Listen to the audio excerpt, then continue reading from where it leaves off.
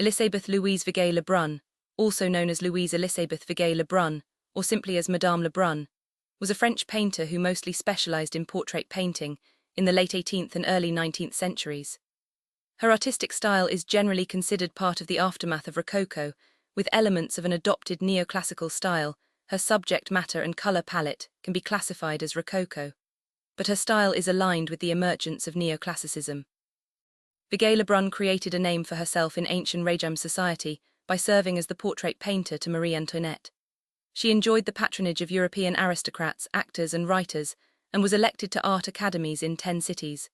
Some famous contemporary artists, such as Joshua Reynolds, viewed her as one of the greatest portraitists of her time, comparing her with the old Dutch masters.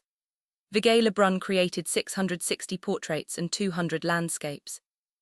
In addition to many works in private collections, her paintings are owned by major museums, such as the Louvre in Paris, Hermitage Museum in St. Petersburg, National Gallery in London, Metropolitan Museum of Art in New York, and many other collections in Europe and the United States. Her personal habitus was characterized by a high sensitivity to sound, sight, and smell.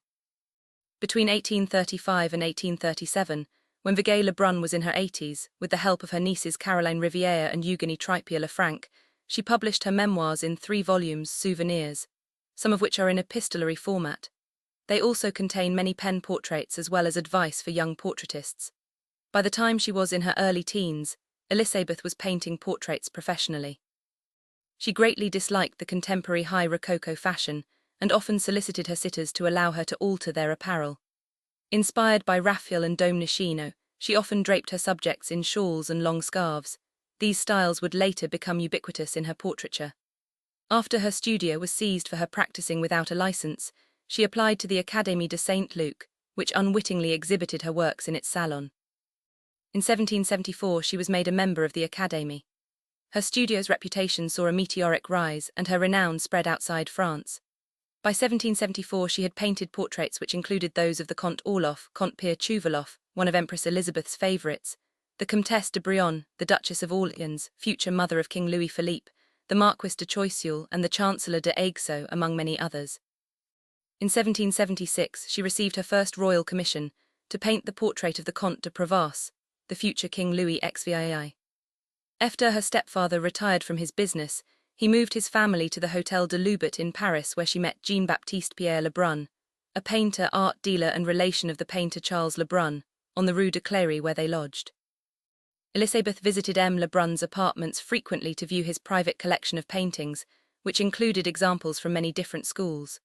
He agreed to her request to borrow some of the paintings in order to copy them and improve her skills, which she saw as one of the greatest boons of artistic instruction she had received.